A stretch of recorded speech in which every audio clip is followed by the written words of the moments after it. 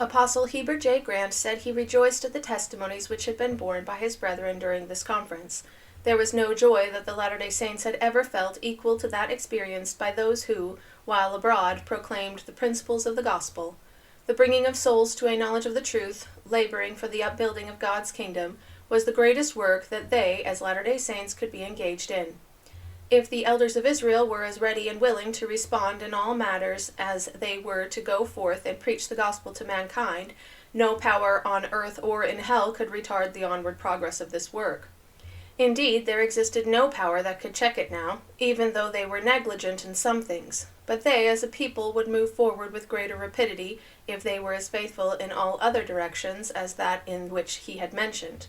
Call on a Latter-day Saint for a donation of a few $100s, and he would sometimes hesitate, and many a time refuse to respond to the call.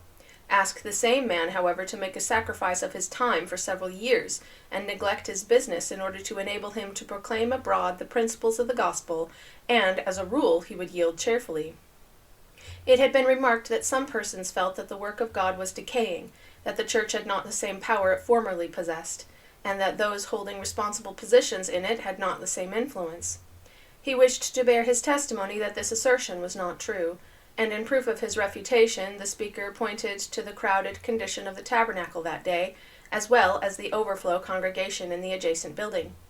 People were occasionally heard to say, "Oh, that we could have the meetings of former days, and the same joy that accompanied them." When he heard an individual making a remark of that kind, he at once recognized that the Spirit of God no longer dwelt with him. He himself had never known the day when he rejoiced more in the principles of the gospel than now, and this should apply to all who faithfully kept the commandments of God.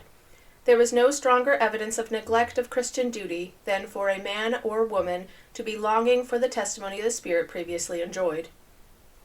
A man might now and again be heard to say, "Tithing, I am sick and tired of hearing about it. Why cannot they talk of something else?" Such a remark as that plainly told the nature of the individual who uttered it, for he defied them as Latter-day Saints to find the man who lived strictly up to what was required of him in a religious sense, and who was himself obeying the law of tithing, that was ever tired of hearing that principle talked of. There were some persons who asserted that they did not believe in the existence of a God, but no man on the face of the earth could say this in all honesty. There was something in the heart of every man that told him there was a God. No human being was ever born without a spark of divinity in his nature. A man denied his very own existence when he undertook to declare, "There is no God."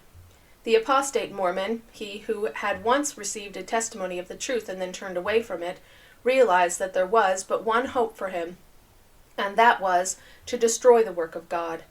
In the course of conversation some time ago a gentleman said to him, "Mr. Grant, the great objection I have to your religion is that when a man has once been a Mormon and then turns away from it, he can be nothing else. Outside of your church he can be a good Methodist or a good Episcopalian today. Tomorrow he can be a good Congregationalist, and the next day a good Baptist. But if a man turns away from Mormonism, why, he has no religion, he has no faith, and he is a pagan." His reply to this was, "My friend, the strongest testimony on earth to the reasoning faculties that I possess as an individual as to the truth of Mormonism so called is this very condition of the apostate Mormon." It was a fulfillment of the Scriptures. When men had received the light, and that light went out, how great was the darkness! When men had once known that the gospel was true, and then through sin and iniquity lost the Spirit, their lives were beclouded. They realized that they had left the truth, and that was the reason why they would not join with any other religion.